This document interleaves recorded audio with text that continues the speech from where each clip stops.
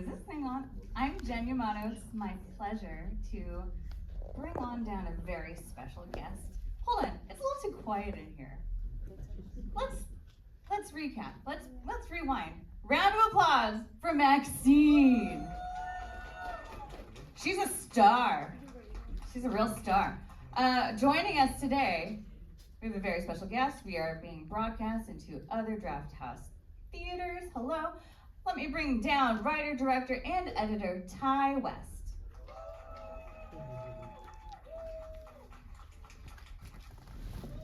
Oh, and special guest. And very special guest. And the most special guest.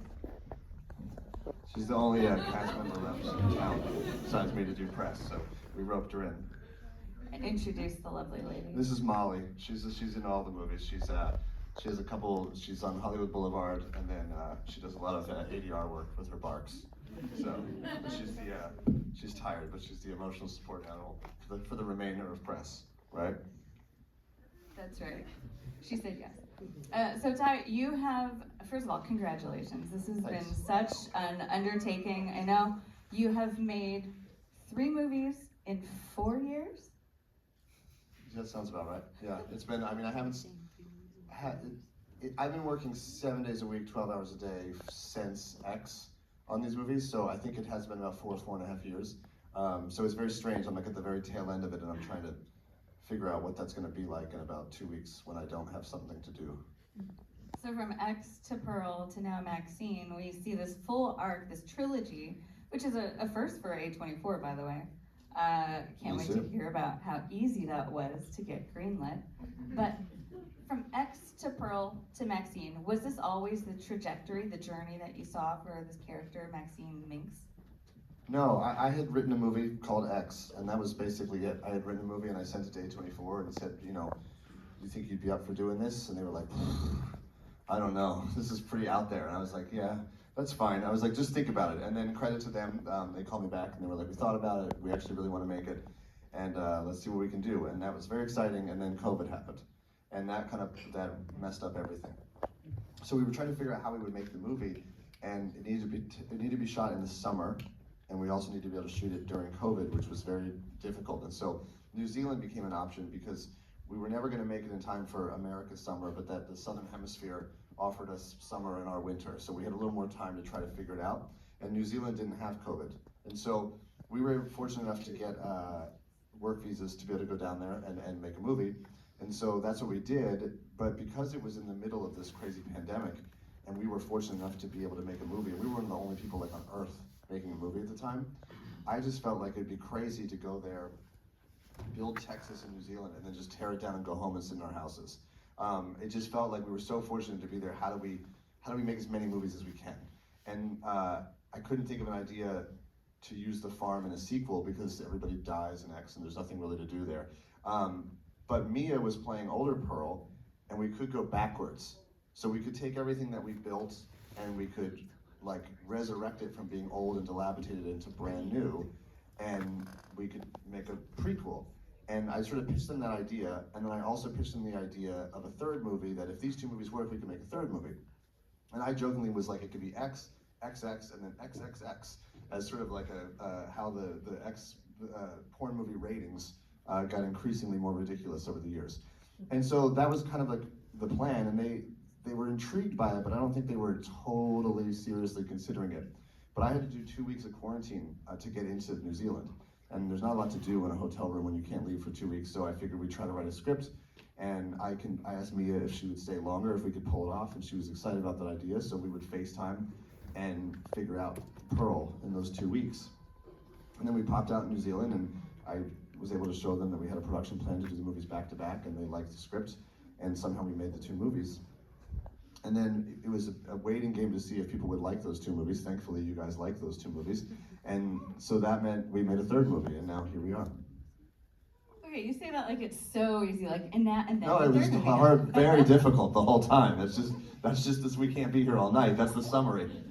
Okay, so at what point in that journey of yours, its creative journey, did you start working on Maxine? Did you start putting the pieces together of the setting, the story, even the locations specific locations that you wanted in the film?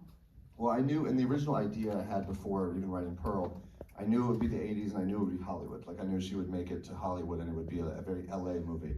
But I didn't really start writing it seriously until the end of post-production on Pearl. So we went to South by Southwest and we premiered X, and then we released this trailer that we told everyone we had made another movie called Pearl. And Pearl was basically done at that point. We had to record the score and mix, and then we were done.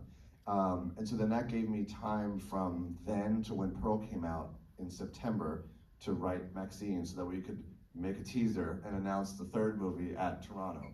And so as difficult as that was, it was actually good because it kind of motivated me. It gave me a deadline that I had to do. So I wrote it over that summer between X and Pearl coming out. And 1985 is the year that you specifically landed on eventually.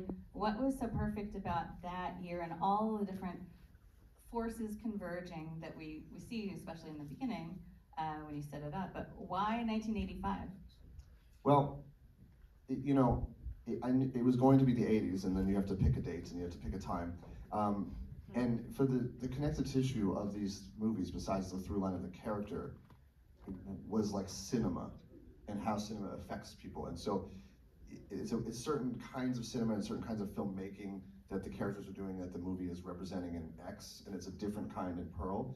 And then it would be a different kind in the third movie, and that was going to be, something that was more reminiscent of the 80s and more reminiscent of like the boom of home video and things like that. But in 1985, there was a tremendous amount of like sort of moral outcry about like censorship and about lyrics and music leading to people killing each other and committing suicide, and horror movies being too violent, or movies being too violent in general, or people having access, kids having access to things they shouldn't have. And so there was this weirdly kind of like puritanical moment in the middle of the 80s in reaction to suddenly things like video nasties in England and things like that. And so that was interesting, and that was sort of like on brand with the thematics of the trilogy. And also in the summer of 1985, there was like there was a serial killer. And so all of that led for a very like rich tapestry of a backdrop for a story like this. Because if I had made it the year before, the backdrop would have been the Olympics, and that's less appropriate. So if you made it the year before, you wouldn't have St. Elmo's Fire, which came out in 1985. So you knew the answer. You knew the answer of why we said it then. That needle drop, just to zero in on it, it's so funny. It lands in, like to have the contrast between the upbeatness of St. Elmo's Fire with Mia, what do you call it, key fisting Kevin Bacon. Was that like a stroke of genius that just occurred to you one day, this song? Were you looking for something that would strike that balance? Weirdly enough, that one came about in a strange way. So we had gotten St. Elmo's Fire to be the movie on Hollywood Boulevard, so that's on the Vine Theater marquee, and we would mention Demi Moore in previous scenes. So it was sort of part of the vibe of the movie. I just thought we'd never be able to afford that song. It never even occurred to me to put that song in there. And when I was editing, I had a couple songs in mind and none of them were working, like none of them felt right. And then I just was like, well, we already put St. Elmo's Fire in the movie, it would be the #1 song. And I remember asking my assistant, I was like, he's a young, great guy, and I was like, you don't know who Casey Kasem is, but can you go see if you can find the radio check for when that was the #1 song, which would have been when the movie came out. And that kind of added to the backdrop of the movie being consistent. And we found that, as soon as we found the Casey Kasem thing, I was like, let's try St. Elmo's Fire and keep it all related. And then it worked so well, and then I was like so nervous about how much this is gonna cost. And then the weirdest thing happened where the original, this is a deep dive here, but the original St. Elmo's Fire track is like kind of stuck in litigation, which tends to happen. So John Parr had like re-records. And it's always great when they have re-records because you can negotiate with the artist. And so here we are with St. Elmo's Fire. The anniversary version. Exactly. I want to ask you to talk about your collaboration now over 3 films with Mia Goth. She's fantastic across all 3 of these films, playing 2 characters, different timelines, and where we see her end up in MaXXXine is so satisfying. What's satisfying to you about being able to bring that character full circle to where we see her in MaXXXine at the conclusion of her story? that's a little bit of one of these questions that's a very rear view mirror question, which is tough because I'm sort of still in it. But you know, when I wrote X, and the plan for X was to make a sort of somewhat lowbrow concept of a movie and try to do something highbrow with craft. So to try to bring a certain level of performance or performances from the same actor, special effects makeup, cinematography, music, to really put the craft of filmmaking on display, and to make a movie about people making a movie, to make you think about the way they're making a movie, so you might think about the way I'm making a movie, and then in a way it becomes this sort of celebration of like the craft of filmmaking that I kind of slipped in on you that you didn't know was coming. And so that was the original idea, and then it's quite a thing to play two characters in a movie. And when I first met Mia, she had no idea that that was the plan. So we were talking about the movie as if she was just gonna be Maxine. And then I said, hey, I have this idea. What if you played both parts? And she just sort of stopped, and I could see the wheels turning, and then she was like, I could kill that. And I just totally believed her. And that sort of fearlessness, and that sort of, she had almost like a chip on her shoulder attitude about like, I'm ready to do this, I'm ready to do something bold like this. And then when the idea of Pearl came around, it became an evolution of the craft of performance and things like that, because she was able to do another type of performance related to the previous one and sort of evolve it. And that was very enriching, and that was very cool, and she was obviously just tremendous in that movie. And so when we went to make this movie, the whole goal was to see Maxine, who's the same character as the previous movie, but in the same way old Pearl and young Pearl are very different performances because of different times in her life. It was an opportunity for, I think, Mia to get to do that again, and to see a character that we know, but to see her at a different place and a different time, and to see an evolution of that. And so I think just between the three movies, by the nature of them happening, it's become this like really amazing showcase for like all that she's capable of. And obviously, like it's really resonated with people in a very cool way, to the point that people like dress up like her for Halloween and stuff now. And so it's very surreal, and it's very flattering, and you know, I'm like proud to have something to do with that. But really, it's like it was like her time to be able to like show up, and she did. And people are gonna have even more costumes to wear this Halloween. You're gonna see so many Maxines, I think. I'm looking forward to because you know, there was a lot of Pearl in the projectionist couples costumes. I'm looking forward to Maxine and Buster Keaton. I think those are some good couples costume this Halloween. The look of Maxine, the production design, the costumes, the makeup, the hair, everything is so good. It seems like a really tricky thing to depict the 80s from where we stand now, without, you know, veering into cheesy 80s, campy 80s. But you had some specific, like, cinematic touchstones from the 80s that you and your crew were thinking of. Some of them that I understand are Brian De Palma films, hardcore Debbie Harry, Repo Man. Can you talk a little bit about the trick of walking that line when you're depicting a time like this and getting the look and the vibe and the feel just right? Well, I mean, one thing when you're making, why I like making period piece movies is, you know, if you make a movie that takes place today, you could just go outside this theater and you could shoot it there because the location looks like today and you're ready to go. And someone could be on their phone and you could do a scene and it could be great, and that's fine. If you want to shoot something that takes place in the 80s, everything outside has to change. And if everything outside has to change, then you have to decide what you're changing it to. So then you have no choice but to like add this very intense creative dimension to making the movie, where, okay, well, we need to pick a location that was there in the 80s, and then we need to make it look 80s, and we need to populate it with people who look 80s. So every piece of clothing, every prop, every sign, every product, like everything has to go through a conversation creatively where you decide which color, which thing.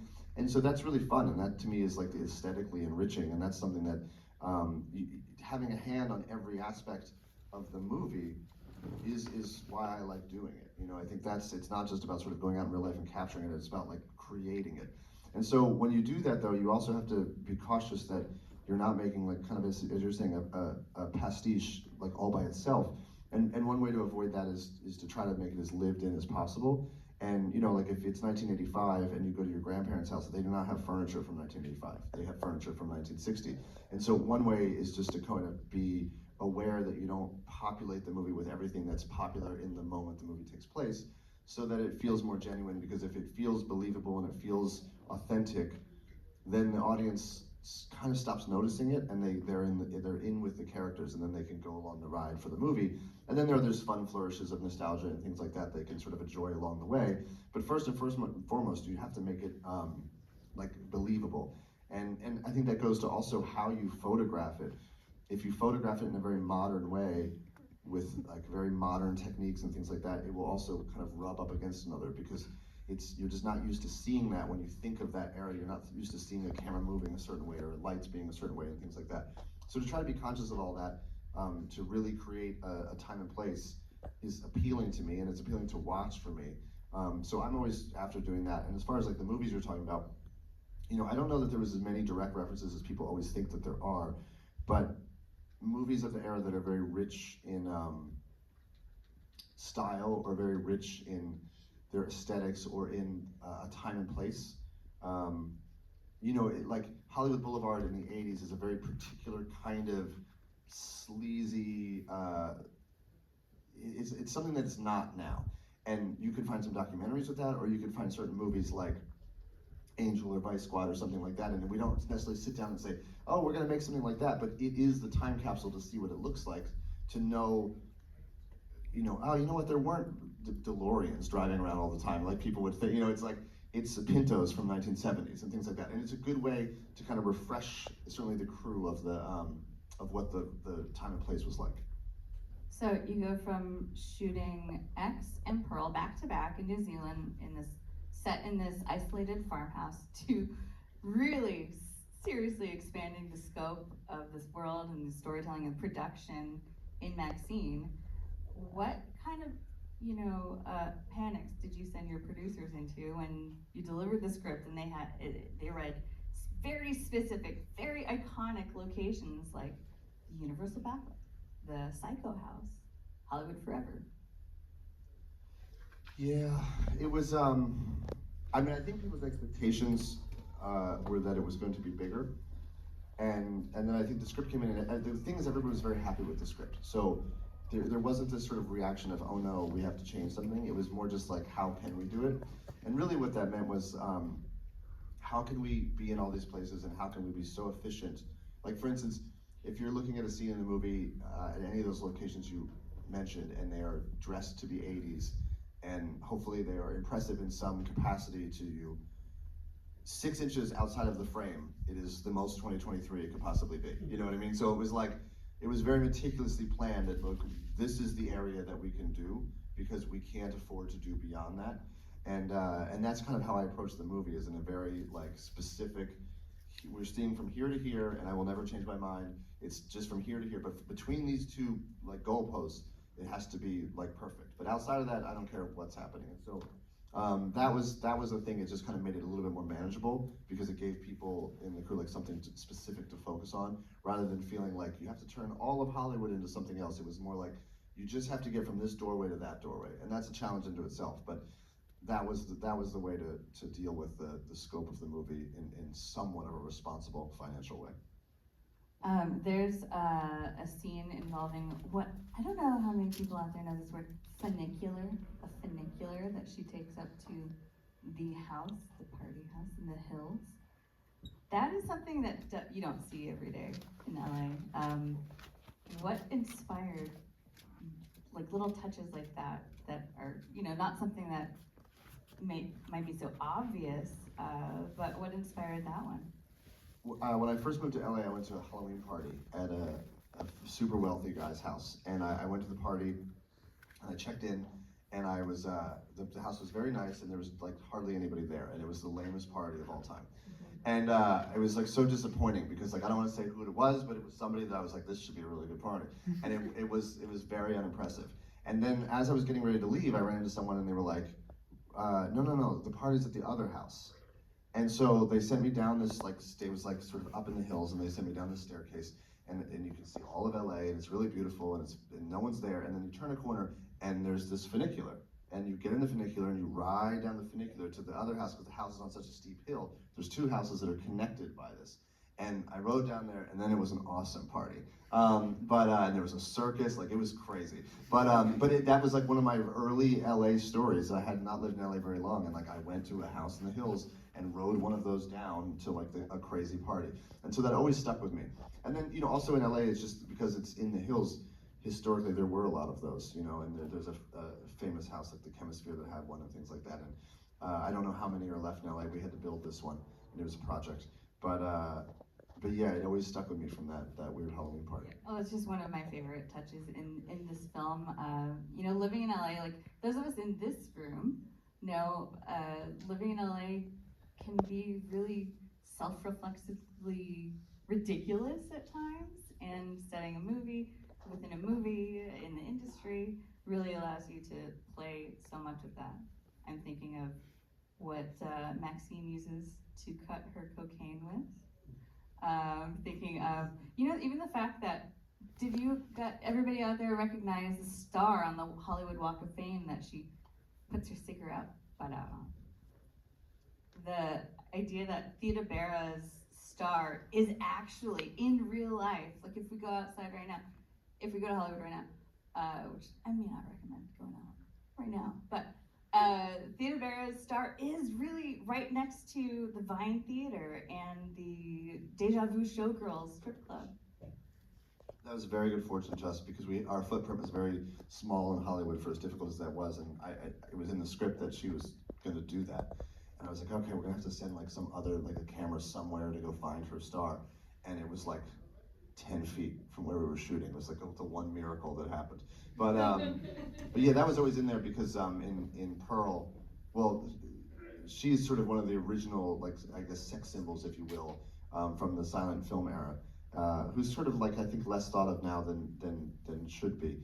But also in Pearl, I included on the marquee the Cleopatra movie that she's in, and then the name of the alligator is named after her because Pearl names everything after her favorite movie stars. And so it's kind of a way, there's an unbelievable of like, what do they call it, like Easter eggs in this movie that are referencing things in the other movie. And they're relatively subtle like that. I mean, that one's not that subtle, but that was kind of the interesting thing about writing the third movie and having created a world, or like a universe, as people like to say now. It was, I just decided to lean into it and to try to like historically track these things through the the world of these three movies. Lastly, we're just about out of time, but lastly, I want to ask you about this quote that you open Maxine with, this Betty Davis quote. "In this business, until you're known as a monster, you're not a star."